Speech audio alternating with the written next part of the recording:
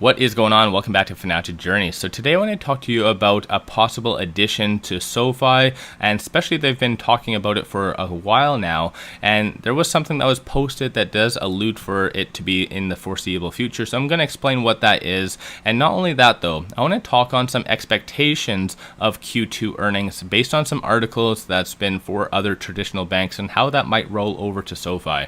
Before I get into any of that though, making sure you guys hit that thumbs up and subscribe. I greatly appreciate that. With that though, let's get right to it. So highly anticipated earnings is coming out on August the 2nd, and for the most part the last 3 or 4 earnings have been very much a success for SoFi. So I think this is why right now the Q2 earnings are very highly anticipated, because this is actually the first full quarter of it being a chartered bank. So this is actually a huge deal for SoFi. But there was this that was posted on Twitter. Hey SoFi and 𝗖𝗓𝗡𝗖𝗧, ever think about buying StockTwits or Yahoo Finance's message boards? Are y'all trying to be a social finance company? And they've definitely alluded to that in the past several different times, that they want to either have a chat platform or kind of integrate that into their investing, which in reality should be fairly positive.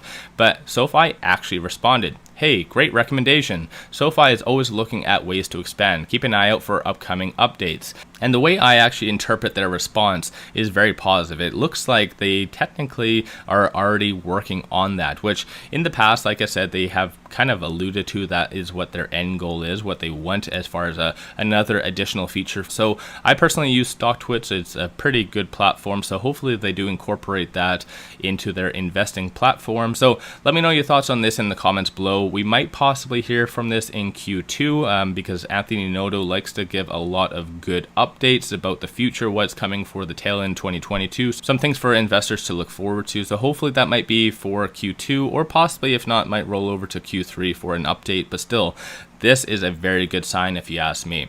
And just moving on though, when it comes down to mortgages, there's a lot of different things as far as where they're trying to get their business.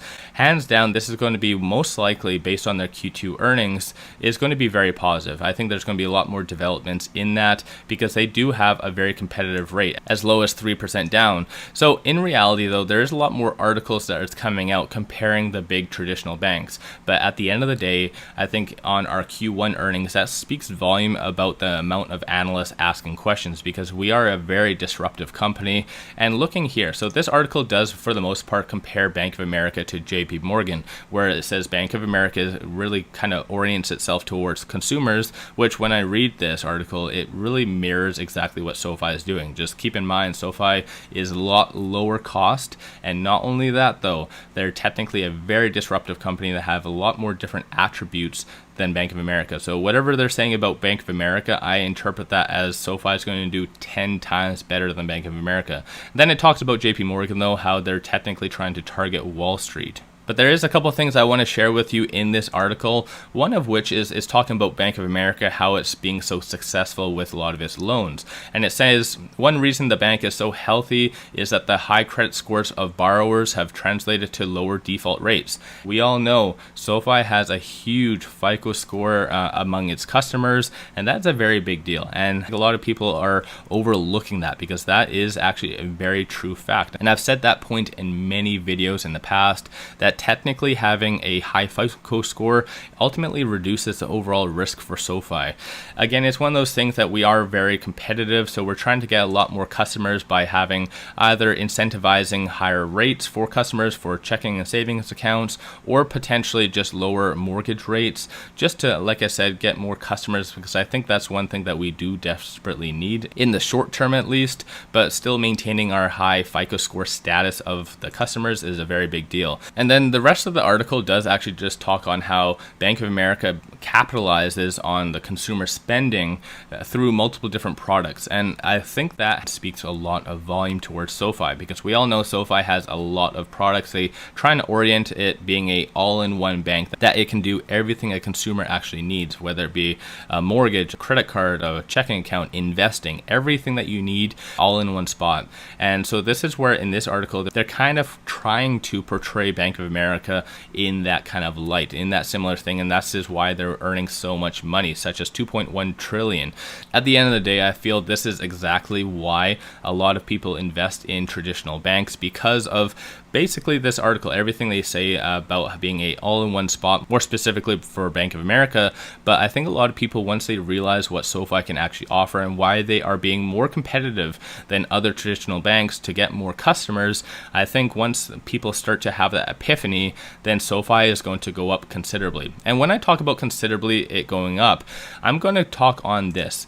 A lot of people don't realize that smaller cap companies such as SoFi, when they go up through a rebound, we completely obliterate the larger cap stocks. And this is a chart of the last 1 month. And I know technically over the last couple of weeks, that is when we started to rally a little bit. But if you do compare SoFi, Bank of America, and JP Morgan from basically June the 23rd, even though we've gone down a little bit over the last couple of days, it does appear that we're still at least 10% over Bank of America and roughly about 15% over JP Morgan. So it is a very positive thing to invest in SoFi with the huge amount of upside potential. And keep in mind, SoFi is still in its beginning stages. So us comparing ourselves to Bank of America and JP Morgan, for instance, right now, and us still outperforming them, imagine when we actually start to get the ball rolling on a lot of different things. Because keep in mind, they've alluded to a lot of big changes at the tail end of 2022, night and day changes. So this is why when you're investing in SoFi, don't worry about the short-term stuff. You need to invest a little bit more long-term,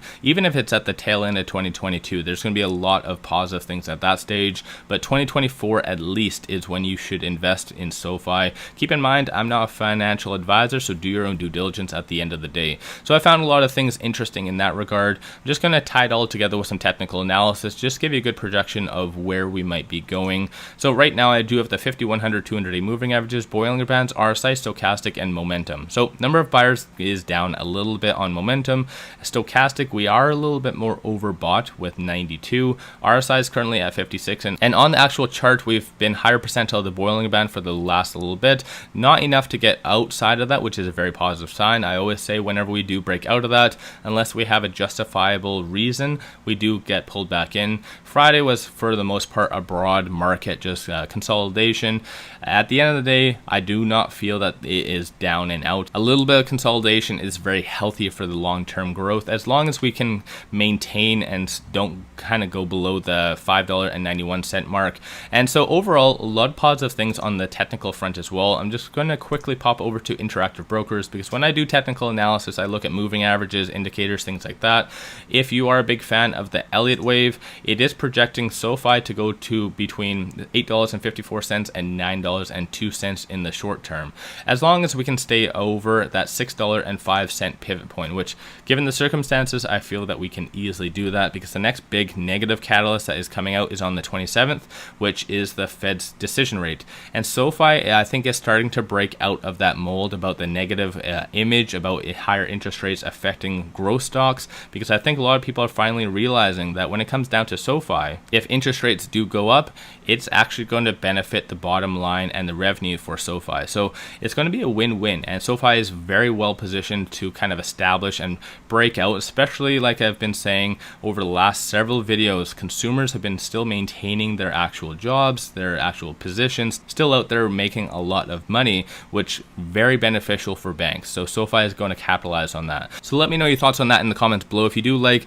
looking a lot of Elliott wave or even technically analyst ratings, take a look at Interactive Brokers, link in the description below or just in the comments as well. But with all of that, don't forget to hit that thumbs up and subscribe. I greatly appreciate that. And also, if you do like my channel and support the growth, take a look at my memberships, link in the description below, or just hit the join button at the bottom of the screen. With that though, I appreciate you guys watching, and let's all make a lot of money on SoFi.